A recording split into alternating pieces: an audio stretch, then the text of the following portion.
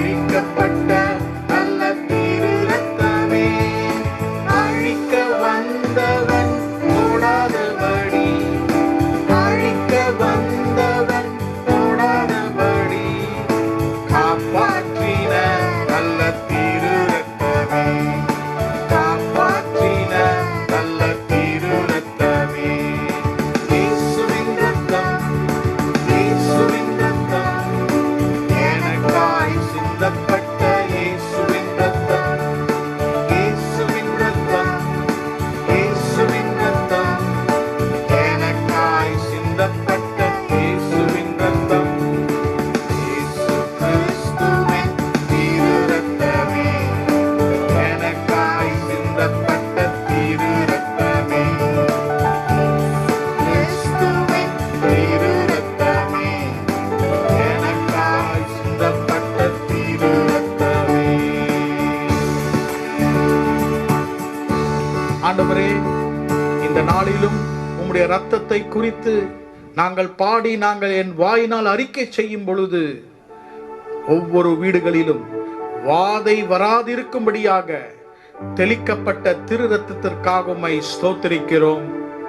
இந்த பாடல்களை கேட்டுக்கொண்டிருக்கிற, இந்த பாடலை பாடிக்கொண்டிருக்கிற ஒவ்வொரு இல்லத்திலும் நிலை கால்களில் இயேசுவின் ரத்தத்தை நாங்கள் தெளிக்கிறோம். அழிக்க வந்தவன் எங்களை தொடாதபடி வாதை உன் கூடாரத்தை அணுகாது. இயேசுவின் நாமத்திலே உடைய ரத்தத்தை நாங்கள் தெளிக்கிறோம். இயேசுவின் நாமத்தை எங்கள் மேல் நாங்கள் தெளிக்கிறோம். இந்த ரத்தம் ஒவ்வொருவரையும் எல்லா துன்பங்கள், எல்லா கொள்ளை நோய்கள், எல்லா வாதையிலிருந்து எங்களை பாதுகாக்கும்படியாக நாங்கள் செபிக்கிறோம். கல்வாரியிலே எங்களுக்காக நீர் சிந்தின ரத்தத்திற்காக உமக்கு நன்றி செலுத்துகிறோம். எங்களை ஆசீர்வதியும். தொடர்ந்து எங்களோடு கூட உம்முடைய வார்த்தையினால் பேசும். இயேசுவின் நாமத்தில் ஜெபிக்கிறோம் பிதாவே, ஆமென்.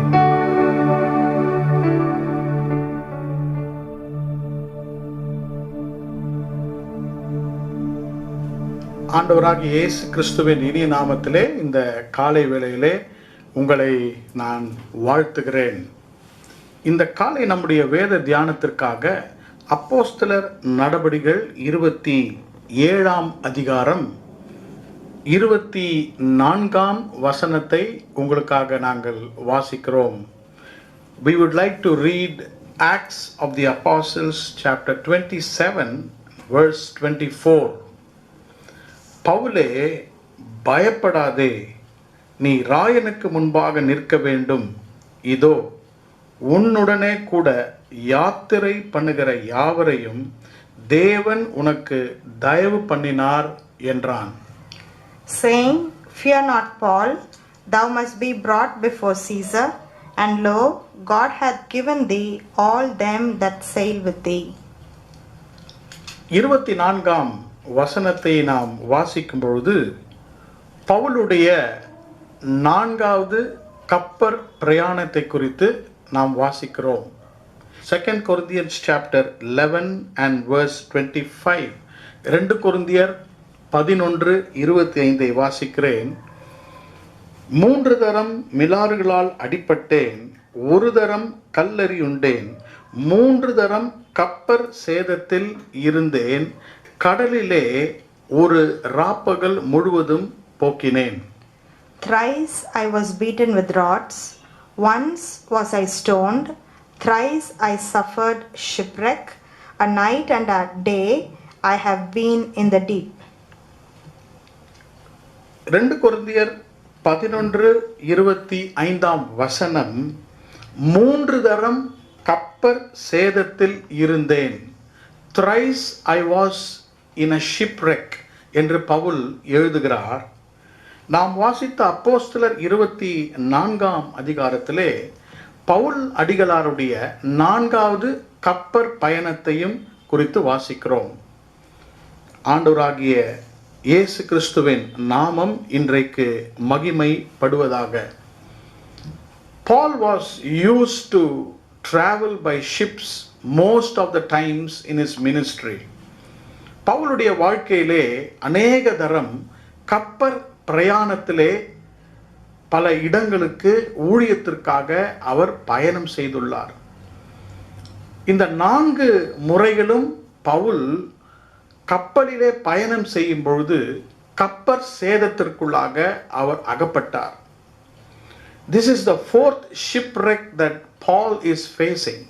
இந்த நாள் காலையிலே கப்பல் பிரயாணம் என்று சொல்வது நம்முடைய வாழ்க்கை பிரயாணம் என்று நாம் சொல்லலாம். வேத புத்தகத்திலே இந்த கப்பலை குறித்து வாசிக்கும் பொழுது நம்முடைய கிறிஸ்தவ வாழ்க்கை ஒரு விசுவாச கப்பல் என்று வாசிக்கிறோம். நீதிமொழிகள் 31ஆம் அதிகாரத்தில் நீங்கள் வாசிக்கும் பொழுது நம்முடைய வாழ்க்கை ஒரு சரக்கு கப்பலுக்கு, ஒரு வியாபார கப்பலுக்கு நம்முடைய வாழ்க்கையை ஒப்பிட்டு வேதம் கூறுகிறது. Our life is like a faith ship and a business ship. வியாபார கப்பல், விசுவாச கப்பல். இன்றைக்கு இந்த உலகத்திலே நாம் ஒரு கப்பல் யாத்திரையை நாம் பண்ணி கொண்டிருக்கிறோம். அநேக நேரங்களிலே கடினத்துக்குள்ளாகவும் கஷ்டத்துக்குள்ளாகவும் நாம் அகப்பட்டு கொள்கிறோம். 27ஆம் அதிகாரத்திலே பவுல் தன்னுடைய கப்பல் யாத்திரையில் அந்த கப்பல் சேதத்திற்குள்ளாக அவனும் அவனோடு கூட இருந்தவர்களும் சிக்கிக் கொண்ட பொழுது ஆண்டவர் அவர்களுக்கு ஒரு பெரிய விடுதலையை அளித்தார். 44ஆம் வசனத்தின் கடைசி பாகத்தை உங்களுக்காக வாசிக்கிறோம். We would like to read Acts 27 verse 44, the last portion.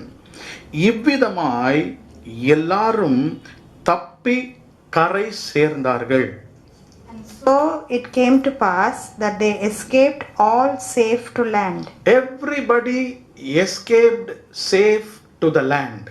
இன்றைக்கு நாம் ஒரு கிறிஸ்தவ வாழ்க்கையின் கப்பற் பிரயாணத்தில் நாம் இருந்தாலும், கப்பற் சேதத்திற்குள்ளாக நாம் மாட்டிக்கொண்டாலும், ஆண்டவர் நம்முடைய வாழ்க்கையின் நோக்கம், நம்முடைய வாழ்க்கையின் இலக்கை கரை சேரும்படியாக ஆண்டவர் நமக்கு துணை செய்கிறார். கர்த்தருடைய நாமத்துக்கு ஸ்தோத்திரம்.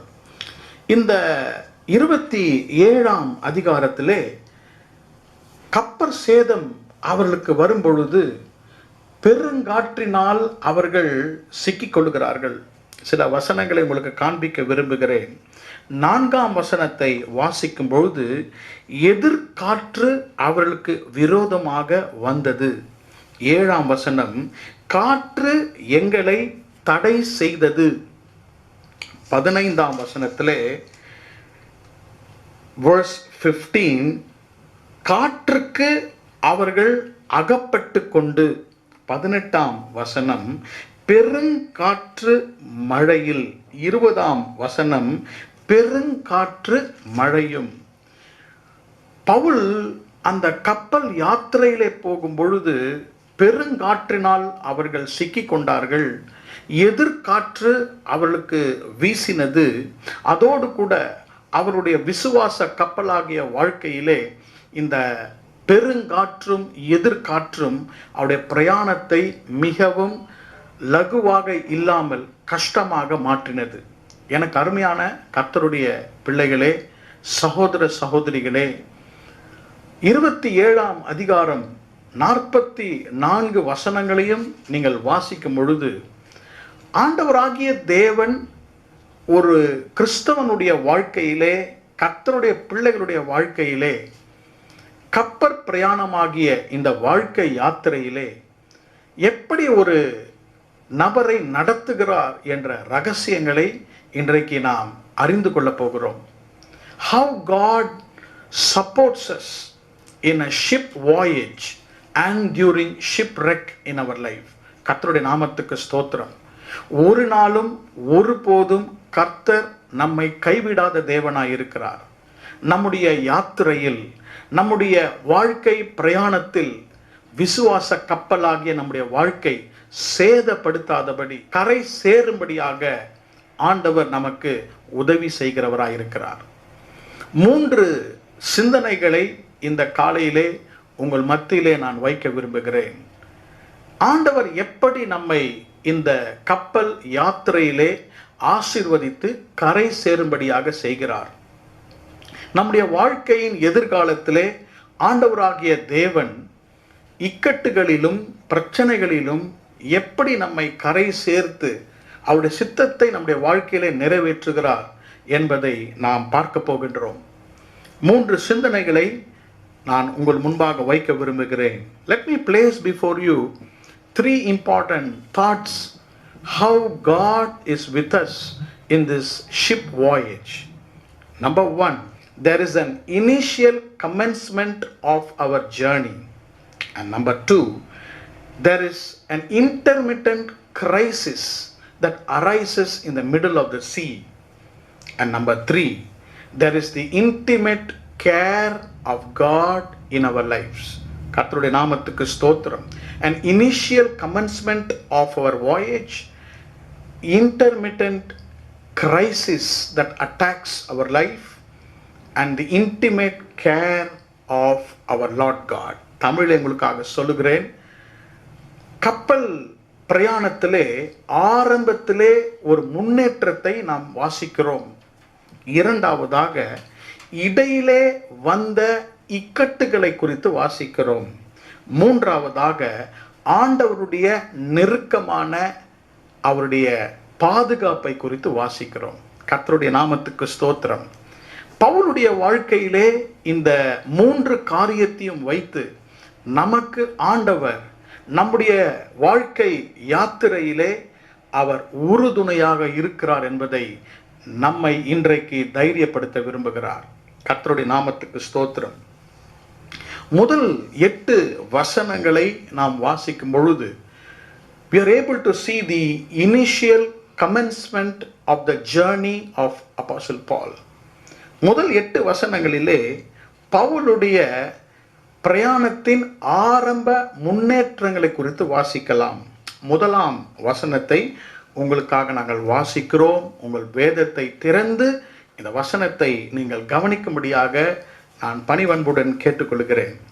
நாங்கள் இத்தாலியா தேசத்திற்கு கப்பல் ஏறி போகும்படி தீர்மானிக்கப்பட்ட போது பவுலையும் காவலில் வைக்கப்பட்டிருந்த வேறு சிலரையும் அகஸ்து பட்டாளத்தை சேர்ந்த யூலியு என்னும் பேர் கொண்ட 100க்கு அதிபதியினிடத்தில் ஒப்புவித்தார்கள். And when it was determined that we should sail into Italy, they delivered Paul and certain other prisoners unto one named Julius, a centurion of Augustus' band. முதல் 8 வசனங்களிலே பவுலுடைய பிரயாணம் முன்னேற்றம் அடைகிறது. கர்த்தருடைய நாமத்துக்கு ஸ்தோத்திரம். 3 முக்கியமான இடங்களை குறித்து 8 வசனங்களிலே வாசிக்கிறோம். முதல் இடம், அவர்கள் இத்தாலியாவை நோக்கி புறப்படுகிறார்கள். The start to Italy. இரண்டாவதாக சிடோன் என்ற இடத்திலே அவர்கள் நிற்கிறார்கள். The stop at Sidon. மூன்றாவதாக நல்ல துறைமுகம் Fair Haven என்ற இடத்திலே they are undergoing struggle. There was a start, there was a stop and there was a struggle. இதைதான் அந்த கப்பல் பிரயாணத்திலே பவுலுடைய வாழ்க்கையிலே நாம் வாசிக்கிறோம். இதே காரியங்களை நம்முடைய வாழ்க்கையிலே நாம் காண்கிறோம். பவுல் ஒரு சிறை கைதியாக கொண்டு செல்லப்படுகிறார். Paul is now a prisoner. 26ஆம் வசனத்திலே பவுலின் மேலாக ஒரு வழக்கு போடப்படுகிறது. ஆகவே பவுலை ரோமாவுக்கு கொண்டு போக வேண்டும் என்று அக்ரிப்பா ராஜா பெஸ்துவிடம் சொல்லுகிறார். King Agrippa tells Festus that Paul has to be taken to Rome. கர்த்தருடைய நாமத்துக்கு ஸ்தோத்திரம். ஆகவே முதலாம் வசனம் சொல்லுகிறது, இத்தாலியா தேசத்திற்கு கப்பல் ஏறி போகும்படி தீர்மானிக்கப்பட்ட போது. யார் இதை தீர்மானித்தார்கள் என்று வாசிக்கிறோம். பெஸ்து அக்ரிப்பா என்ற ரோமா அரசாங்கம் அதை தீர்மானிக்கின்றது. கர்த்தருடைய நாமத்துக்கு ஸ்தோத்திரம். அப்போஸ்தலர் 23ஆம் அதிகாரம் 11ஆம் வசனத்தை நீங்கள் வாசிக்கும் பொழுது, ஆண்டவராகிய இயேசு கிறிஸ்து பவுலுக்கு, நீ ரோமாபுரிக்கு சென்று எனக்காக சாட்சியாக நிற்க வேண்டும் என்று முன்பதாகவே கர்த்தர் தீர்மானித்து விட்டார். கர்த்தருடைய நாமத்துக்கு ஸ்தோத்திரம். நம்முடைய வாழ்க்கையிலே நம்முடைய பிரயாணம், நம்முடைய வாழ்க்கை ஆரம்பித்து அது அழகாக பிரயாணம் செல்லும் பொழுது ஜனங்களோ மற்றவர்களோ நம்முடைய பிரயாணத்தை தீர்மானிப்பது அல்ல. பவுலுடைய வாழ்க்கையிலே கர்த்தர் முன்பாகவே அவர் தீர்மானித்திருந்தார். It is not man who determines our life, but God has already determined the start of your life. Pavul ரோமாபுரிக்கு செல்ல வேண்டும் என்று இங்கு வாசிக்கிறோம். இதில் வாசிக்கும் பொழுது ஆண்டவர் பவுலை ஏற்கனவே ரோமாபுரிக்கு செல்ல வேண்டும் என்று அவர் தீர்மானித்திருந்தார். கப்பல் வழியாக செல்லும் செலவை தான் இவர்கள் ஏற்றுக்கொள்கிறார்கள். God is making them to pay the fare for the ship voyage for Paul. அருமையான கர்த்தருடைய பிள்ளைகளே, நம்முடைய வாழ்க்கையிலும் இன்றைக்கு உங்களுடைய வாழ்க்கை யாத்திரையிலே உங்களை வாழ்க்கையை தீர்மானிப்பது ஆண்டவராகிய தேவன் என்பதை நீங்கள் நன்றாக அறிந்து கொள்ள வேண்டும். கர்த்தருடைய நாமத்துக்கு ஸ்தோத்திரம்.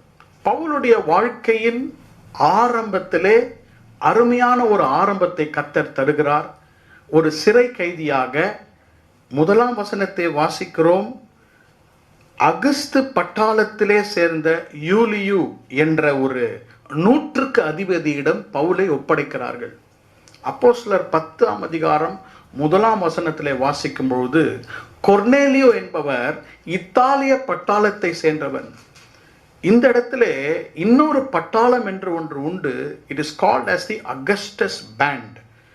It is the part of the army of Rome. ஆனால் இந்த அகஸ்து பட்டாளத்திலே இருக்கிற யூலியு பவுலுக்கு மிகவும் உறுதுணையாக இருக்கிறதை நாம் பின்பாக வாசிக்கிறோம். கர்த்தருடைய நாமத்துக்கு ஸ்தோத்திரம். சிறை கைதியாக பவுல் அந்த யாத்திரையிலே ஒப்பு கொடுக்கப்பட்ட பிறகு அவர்கள் இத்தாலியாவுக்கு பிரயாணமாக அவர்கள் செல்கிறார்கள். அவர்கள் சென்று கொண்டு வந்து கொண்டிருக்கும் பொழுது 3ஆம் வசனத்தை உங்களுக்காக வாசிக்கிறேன். மறுநாள் சீதோன் துறை பிடித்தோம். யூலியு பவுலை பட்சமாய் நடப்பித்து அவன் தன் சிநேகிதரிடத்தில் போய் பராமரிப்படையும்படிக்கு உத்தரவு கொடுத்தான். And the next day we touched at Sidon, and Julius courteously entreated Paul and gave him liberty to go unto his friends to refresh himself.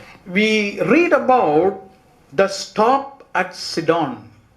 They had a start to Italy. Now they are stopping at a place called Sidon.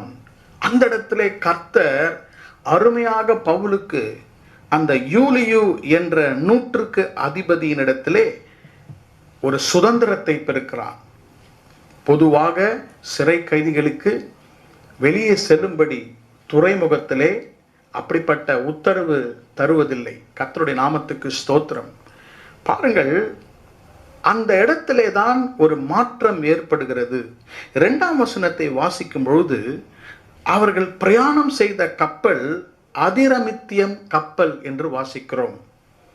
இப்பொழுது பார்க்கிறோம் வேத புத்தகத்திலே they are changing into another ship. 6ஆம் வசனம், இத்தாலியாவுக்கு போகிற அலெக்சாந்திரியா பட்டணத்து கப்பலை 100க்கு அதிபதி அங்கே கண்டு எங்களை அதிலே ஏற்றினான். பவுலை ஒரு கப்பலிலிருந்து இன்னொரு கப்பலுக்கு மாற்றுகிறார்கள். கர்த்தருடைய நாமத்துக்கு ஸ்தோத்திரம். He is being transferred from a passenger ship to a very big cargo and a passenger ship. கர்த்தருடைய நாமத்துக்கு ஸ்தோத்திரம். அலெக்சாந்திரியா எகிப்தில் இருந்தது. எகிப்திலிருந்து இந்த கப்பல் 276 பேர்களை ஏற்றிக்கொண்டு கோதுமை அதிகமாக ஏற்றிக்கொண்டு இந்த கப்பல் செல்கிறது. 38ஆம் வசனத்தை வாசிக்கும் பொழுது அங்கே இந்த நான் சொல்லுகிற காரியங்களை வாசிக்கலாம். 276 பேர் அந்த கப்பலில் இருந்தார்கள். அந்த கப்பல் முழுவதும் கோதுமை மணிகளால் நிறைந்திருந்தது. கர்த்தருடைய நாமத்துக்கு ஸ்தோத்திரம். இது நமக்கு நம்முடைய வாழ்க்கை பயணத்தில் எதை குறிக்கிறது என்றால், அநேகர் தங்களுடைய வாழ்க்கையை நன்றாக வாழ வேண்டும் என்று கப்பலை மாற்றுகிறார்கள். Many people try to change their lifestyle so that their life will become better. ஒரு கப்பலை விட்டு இன்னொரு கப்பலுக்கு மாறும் பொழுது ஆண்டவருடைய சித்தம்தான் நிறைவேறும் என்பதை பவுல் இந்த இடத்திலே நமக்கு வெளிப்படுத்துகிறார். அருமையான கர்த்தருடைய பிள்ளைகளே, நம்முடைய வாழ்க்கையின் யாத்திரை ஆரம்பிக்கும் பொழுது அருமையாக இத்தாலிக்கு நாம் ஆரம்பிக்கிறோம். சீதோனிலே நின்று வேறொரு கப்பலை மாற்றினாலும் அவருக்கு எதிரே கடுங்காற்றும் பெருங்காற்றும் காத்திருக்கிறது. மூன்றாவதாக 7ஆம் வசனத்தை நாம் வாசிக்கும் பொழுது, காற்று எங்களை தடுத்தபடியினாலே they are now struggling to go to a place. வாழ்க்கை ஆரம்பிக்கின்றன, யாத்திரை ஆரம்பித்து விட்டது, ஆனால் தடுமாற்றம். 4ஆம் வசனத்தையும் 7ஆம் வசனத்தையும் ஒரு வார்த்தை உங்களுக்கு குறிப்பிட விரும்புகிறேன். சீப்பு தீவின் ஒதுக்கிலே ஓடினோம். 7ஆம் வசனத்தின் கடைசி பாகம், சால்மோனே ஊருக்கு எதிராய் கிரேத்தா தீவின் ஒதுக்கில் ஓடினோம். We went under Cyprus, we went under Crete. அப்படி என்றால் அவர்கள் கடலின் நடுவிலே பயணம் செய்யாமல் they were traveling near the land. அவர்கள் பிரயாணம், கப்பலின் பிரயாணம் எப்படி இருந்ததென்றால் ஒதுக்கிலே ஓடினார்கள். They have to travel touching the land because the storm was so cruel. இதுதான் அவங்க பட்ட பெரிய கஷ்டம். கர்த்தருடைய நாமத்துக்கு ஸ்தோத்திரம். வாழ்க்கையிலே இப்படிப்பட்ட சோதனைகள், ஒதுங்கி போகிற காரியங்கள் நம்முடைய வாழ்க்கையிலே நடைபெறுகிறதா இருக்கிறது. கர்த்தருடைய நாமத்துக்கு ஸ்தோத்திரம். பாருங்கள், பவுல் அந்த கப்பலிலே ஒரு கப்பல் விட்டு இன்னொரு கப்பல் மாறி 276 பேரோடு கூட ஒரு பெரிய கப்பலிலே அவர்கள் பிரயாணம் செய்து கொண்டிருக்கும் பொழுது அந்த நூற்றுக்கு அதிபதி நினைத்தார், everything is going to be all right. சிறிய கப்பலிலே வந்துவிட்டு பெரிய கப்பலிலே நாம் போகிறோம். ஆனால் பெரிய பிரச்சனை அவர்களுக்கு காத்து கொண்டிருந்தது. உங்களுக்காக நாங்கள் வாசிக்க விரும்புகிறோம் 13ஆம் 14ஆம் வசனம். This is the second part in our spiritual ship voyage. Let us read verse 13 and verse 14. தென்றல் மெதுவாய் அடித்தபடியால் தாங்கள் கோரினது கைகூடி வந்ததென்று எண்ணி அவ்விடம் விட்டு பெயர்ந்து கிரேத்தா தீவுக்கு அருகாக ஓடினார்கள். And when the south wind blew softly, supposing that they had obtained their purpose, loosing thence, they sailed close by Crete. அவர்கள் இந்த பெரிய கப்பலிலே ஏறின உடனே வேதம் சொல்கிறது, தென்றல் காற்று அடிக்கிறது. தென்றல் காற்று மெதுவாக அடிக்கும் பொழுது அழகாக கப்பல் பிரயாணத்தை செய்யலாம். கர்த்தருடைய நாமத்துக்கு ஸ்தோத்திரம். இந்த தென்றல் காற்று அடிப்பதற்கு முன்பதாகவே பவுல் ஆண்டவரால் ஏவப்பட்டு சொல்லுகிறாள், இந்த கப்பலுக்கு, இந்த கப்பலில் இருக்கும் சரக்குகளுக்கும் சேதம் உண்டாகும். கர்த்தருடைய நாமத்துக்கு ஸ்தோத்திரம். 14ஆம் வசனம் சொல்கிறது, கொஞ்ச நேரத்துக்குள்ளே யூரோக்ளைடான் என்னும் கடுங்காற்று அதில் மோதிற்று. கர்த்தருடைய நாமத்துக்கு ஸ்தோத்திரம். வாழ்க்கை என்னும் கப்பல் யாத்திரையிலே எல்லாம் அமைதியாக தென்றல் வீசுகிறது என்று அவர்கள் நினைத்து கொண்டிருக்கும் பொழுது பவுலுக்கு ஆண்டவர் சொன்னார், இந்த வார்த்தைகளை நீ அவளுக்கு சொல்லு, நமக்கும் கப்பலில் இருக்கும் ஜனங்களுக்கும் நமக்கு கண்டிப்பாக சேதம் வரும் என்பதை சொல் என்று சொல்லும் பொழுது 11ஆம் வசனத்தை உங்களுக்காக நான் வாசிக்கிறேன். நூற்றுக்கு அதிபதி பவுலினால் சொல்லப்பட்டவைகளை பார்க்கிலும் மாலுமையையும் கப்பல் எஜமானையும் அதிகமாய் நம்பினான். Nevertheless, the centurion believed the master and the owner of the ship more than those things which were spoken by Paul. பவுலுக்கும் அந்த கப்பலில் இருந்தவர்களுக்கும் சேதம் வரப்போகிறது. அவர்கள் நினைத்தார்கள், தென்றல் வீசுகிறது, everything is all right, everything is calm, ஆனால் 14ஆம் வசனத்திலே வாசித்தோம், கொஞ்ச நேரத்திற்கு உள்ளே there was a big tempestuous storm. The storm is called as Euroclydon. பெருங்காற்றும் மழையும் அவர்களை தாக்குகிறது. இதைதான் இன்டர்மிட்டன்ட் கிரைசிஸ் என்று சொல்லுகிறோம். இடையில் அவ்வப்போது வரும் நமக்கு இடையூறுகள். கிறிஸ்தவ வாழ்க்கை ஒரு யாத்திரையை போல் இருக்கும் பொழுது நாம் ஆரம்பிக்கின்றோம், சில இடத்திலே நின்று இந்த கப்பல் இல்லை, பெரிய கப்பலிலே நாம் மாற்றுகிறோம், நாம் மிகவும் கஷ்டப்பட்டு அந்த துறைமுகத்திற்கு வருகிறோம்.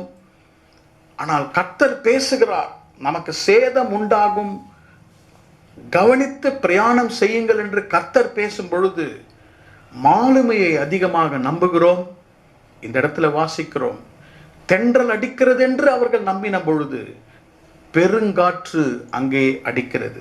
13ஆம் வசனம் முதல் 20ஆம் வசனம் வரை நீங்கள் வாசிக்கும் போது ஏறக்குறைய 7 விதமான இழப்புகளை அவர்கள் சந்திக்கிறார்கள்.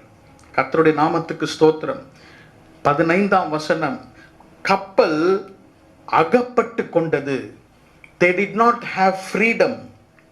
அதே 15ஆம் வசனத்திலே காற்றின் போக்கிலே கொண்டு போகப்பட்டோம். They were not able to control the ship, but the ship was controlled by the wind. They lost freedom, they lost the control. 16ஆம் வசனத்திலே, அப்படி கிலவுதா எனப்பட்ட ஒரு சின்ன தீவின் ஒதுக்கிலே ஓடுகையில் வெகு வருத்தத்தோடே படவை வசனித்தோம். They were struggling there. They lost their freedom, they lost their control, and now they are struggling. பயம் வந்துவிட்டது. 17ஆம் வசனத்திலே, விழுவோம் என்ற பயந்து பாய்களை இறக்கினோம். Fear came into the hearts. 18ஆம் வசனத்திலே, மேலும் பெருங்காற்று மழையில் நாங்கள் மிகவும் அடிபட்டபடியினால் மறுநாளில் சில சரக்குகளை கடலில் எறிந்தோம். 20ஆம் வசனம், அநேக நாளாய் சூரியனாவது நட்சத்திரங்களையாவது காணப்படாமல் மிகுந்த பெருங்காற்று மழையும் அடைத்து கொண்டிருந்தபடியால் இனி தப்பிப்போம் என்னும் நம்பிக்கை முழுமையும் அற்று போயிற்று. சூரியனையும் பார்க்கவில்லை, நட்சத்திரங்களையும் பார்க்கவில்லை என்றால் no guidance for them. There was no freedom, there was no control over their life, there was no stability, they had fear in their hearts. இழப்புகள், loss after loss, they lost the guidance. கர்த்தருடைய நாமத்திற்கு மகிமை உண்டாவதாக. நம்முடைய வாழ்க்கையிலும் கப்பல் யாத்திரையிலே the storms come suddenly in our life. திடீரென்று இப்படிப்பட்ட பெருங்காற்று வருகிறது. அதோடு கூட there are serious consequences that happened in the ship in which Paul was traveling. மேற்கொண்டு அங்கு வாசிக்கிறோம், 14 நாட்கள் இந்த பெருங்காற்று அவர்களை தாக்கிற்று.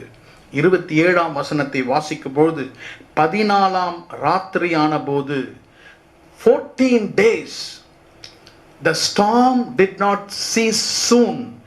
It was slow in ceasing. மெதுவாக தான் அந்த காற்று நின்றது. இந்த செய்தியையும் வசனத்தையும் கேட்டுக்கொண்டிருக்கிற உங்களோடு கூட கர்த்தர் பேசுகிறவராய் இருக்கிறார். பவுலும் அவனோடு குறைந்த சிறை கைதியும் கப்பல் யாத்திரையில் இருக்கிறார்கள். பெருங்காற்றிலும் மிகவும் கஷ்டமான இடுக்கண்ணிலும் அவ்வப்போது அவர்கள் மாட்டிக்கொண்டிருக்கிறார்கள். ஆனால் ஆண்டவராகிய தேவன் பவுல் அந்த படகிலே, அந்த கப்பலிலே, because Paul was present in that big ship, in that voyage, God delivered them. அதைதான் மூன்றாவதாக நாம் கவனிக்க போகிறோம். The intimate care of God. ஆண்டவருடைய நெருங்கிய கரிசனையும் பாதுகாப்பும். சிறைக்கேதியாக பவுல் இத்தாலியா தேசத்திற்கு அந்த கப்பலிலே யாத்திரையாக கொண்டு செல்ல பொழுது இப்படிப்பட்ட யூரோக்ளைதான் என்ற பெருங்காற்றையும் எதிர்காற்றையும் அவர்கள் சந்திக்கிறார்கள். அநேக பொருள் சேதங்கள், அவர்களுக்கு வழிநடத்துதல் இல்லாமல் சுதந்திரத்தை இழந்து அவர்கள் ஒரு கண்ட்ரோல் ஓவர் their லைஃப் எல்லாவற்றையும் இழந்து நின்று கொண்டிருக்கும் பொழுது ஆண்டவர் அங்கே இருந்தார். 23ஆம் வசனத்தை உங்களுக்காக வாசிக்கிறோம். ஏனென்றால் என்னை ஆட்கொண்டவரும் நான் சேவிக்கிறவருமான தேவனுடைய தூதனானவன் இந்த ராத்திரியிலே என்னிடத்தில் வந்து நின்று. For there stood by me this night the angel of God, whose I am and whom I serve. கர்த்தருடைய நாமத்துக்கு ஸ்தோத்திரம். They had a very good commencement. அருமையான ஒரு ஆரம்பம் அவருடைய வாழ்க்கையில இருந்தது. ஆனால் இடையிலே ஒரு உபத்திரவமும் இடுக்கணும் வந்தது. கர்த்தர் பவுல் நிமித்தமாக அவர்களை கைவிடவில்லை. அன்று ராத்திரியிலே தேவனுடைய தூதன் பவுலுக்கு தரிசனமாக்கி பவுலை தைரியப்படுத்தி அந்த வார்த்தைகளை மற்றவர்களுக்கு சொல்லும்படியாக கர்த்தர் அங்கே வந்தார். What is the intimate care of God we find in the ship?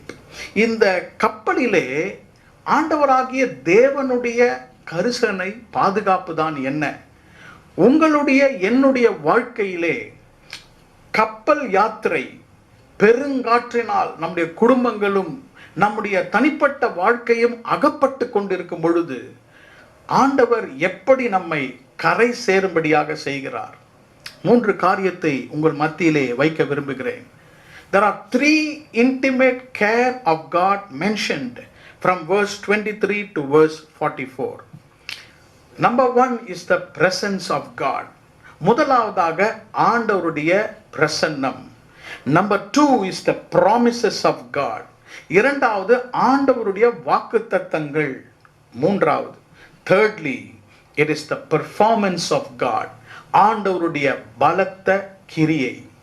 இந்த 3 அவருடைய நெருங்கிய கரிசனை தான் நம்முடைய கப்பல் யாத்திரையிலே பெருங்காற்றுக்கும் உபத்திரவத்திற்கும் நம்மை பாதுகாத்து கரை செய்யும்படியாக கர்த்தர் செய்கிறார். 23ஆம் வசனத்திலே அந்த தேவதூதன் என்னிடத்தில் வந்து நின்று, the angel of the Lord came and stood by my side. இன்றைக்கு நம்முடைய வாழ்க்கை பயணத்திலே கர்த்தருடைய தூதன் நம்முடைய இருண்ட காலங்களிலே, நம்முடைய உபத்திரவத்தின் நேரத்திலே நம் பக்கத்திலே வந்து நிற்கிறவராக இருக்கிறார். இந்த வசனத்தை கேட்டுக்கொண்டிருக்கும் பொழுதும், ஒருவேளை உங்களுடைய கப்பல் யாத்திரையிலே, நம்முடைய விசுவாச வாழ்க்கையிலே உபத்திரவத்திலும் கஷ்டத்திலும் நாம் பிரயாணம் பண்ணி கொண்டிருந்தால், ஆண்டவராகிய தேவ தூதன், the angel of the Lord comes and stands next to you. அவருடைய வெளியரங்கமான பிரசன்னத்தை உங்களால் உணர முடியும். You can feel the manifest presence of the angel of the Lord.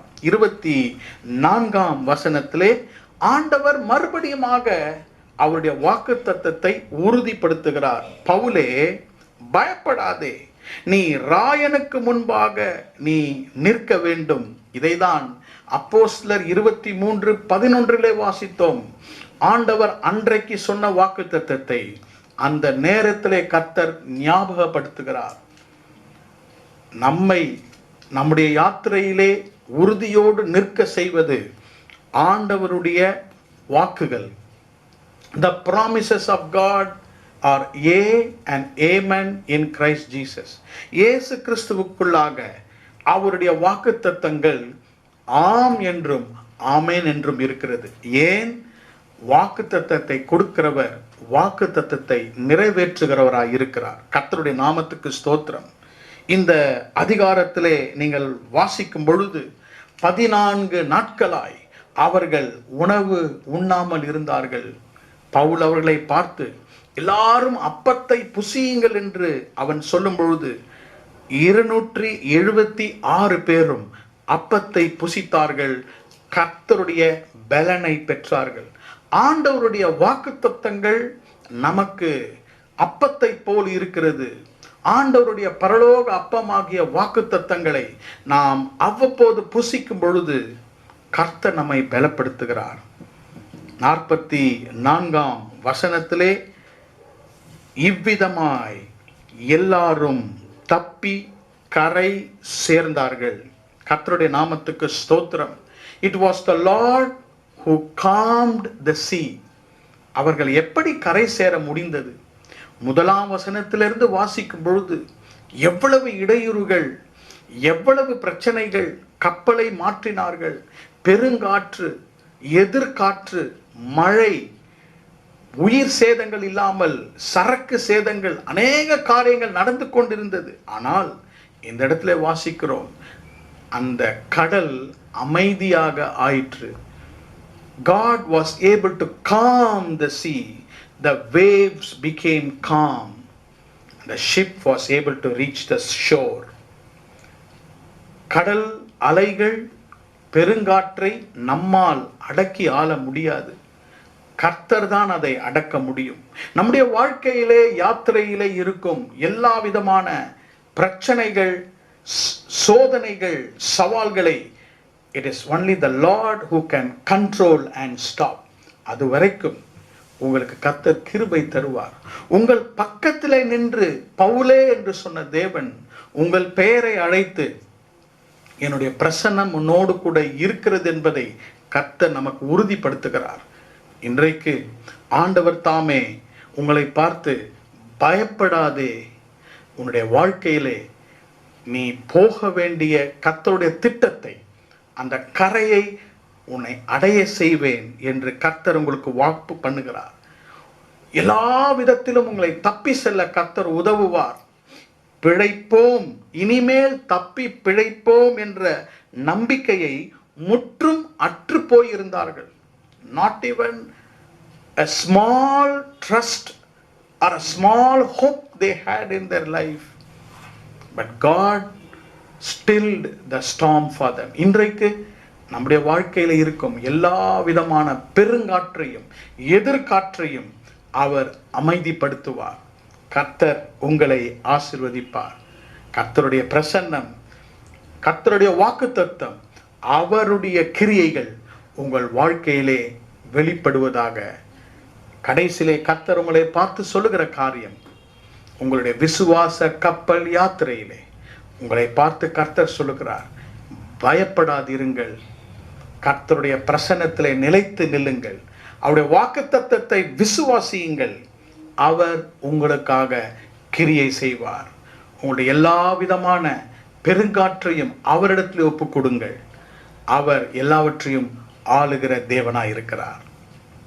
உங்களுக்காக நான் ஜெபிக்கிறேன். நீங்கள் எப்படிப்பட்ட ஒரு யாத்திரையில இருந்தாலும், பவுலை போல ஆண்டவரே, ஒரு கப்பலை விட்டு இன்னொரு கப்பல், இன்னொரு திட்டத்தை விட்டு இன்னொரு திட்டத்துக்கு போகலாமா என்று நீங்கள் சிந்தித்துக் கொண்டிருக்கும் பொழுது ஆண்டவர் சொல்லுகிறார், நீங்கள் எந்த கப்பலை மாற்றினாலும், உங்களுடைய வாழ்க்கையில் எந்த காரியத்தை மாற்றினாலும், அந்த புயல் காற்று வரும்பொழுது ஆண்டவர் தான் அதை அமைதிப்படுத்துவார். உங்களுக்காக, உங்களுக்கு விரோதமாக எழும்பும் பெருங்காற்றையும் எதிர்காற்றையும் அமைதிப்படுத்துகிறவர் கர்த்தர். கண்களை மூடி நாம் செபிப்போம். பரிசுத்தமுள்ள நல்ல பிதாவே, இந்த நாள் காலையிலே உம்முடைய ஜனங்கள், சகோதர சகோதரிகள் கடந்து செல்லும் ஆண்டவரே, அந்த கப்பலிலே நீரே மாலுமியாக இருந்து அவர்களுக்கு நீர் ஆலோசனை தரும்படியாக நாங்கள் செபிக்கிறோம். எங்களுடைய வாழ்க்கையை மனிதர்கள் தீர்மானிப்பதை விட நீர் எங்கள் வாழ்க்கையை தீர்மானித்து இருக்கிறீர். பவுலுடைய வாழ்க்கையை நீர் தீர்மானித்தது போல எங்களுடைய வாழ்க்கையும், எங்கள் வாழ்க்கை திட்டத்தையும் நீர் தீர்மானித்திருக்கிறீர். இந்த வசனத்தை கேட்டுக்கொண்டிருக்கிற ஒவ்வொரு மேலும் நீர் உம்முடைய கிருபையையும் உம்முடைய தயவையும் அருளும்படியாக நாங்கள் செபிக்கிறோம். இந்த காரியத்தை நான் எப்படி செய்து முடிக்க போகிறேனோ, நான் எப்படி இந்த காரியங்களை கரை சேர்க்க போகிறேனோ என்று பயந்து நடுங்கி திகைத்து கொண்டிருக்கும் ஒவ்வொரு மேலும் பவுலே பயப்படாதே என்ற வார்த்தை, அவர்கள் பெயரை சொல்லி பயப்படாதே, நீங்கள் தப்பி கரை சேர்வீர்கள் என்ற வார்த்தையை தந்து ஒவ்வொருவரும் நீர் ஆசீர்வதிக்கும்படியாக நாங்கள் செபிக்கிறோம். ஆசீர்வதியும். இந்த வசனங்களினால் எங்களை பலப்படுத்தும். Strengthen us, Lord, by these words. இயேசுவின் நாமத்தில் ஜெபிக்கிறோம் எங்கள் நல்ல பிதாவே. ஆமென். என் ஆத்துமாவே கர்த்தரை ஸ்தோத்திரி, என் முழு உள்ளமே அவருடைய பரிசுத்த நாமத்தை ஸ்தோத்திரி.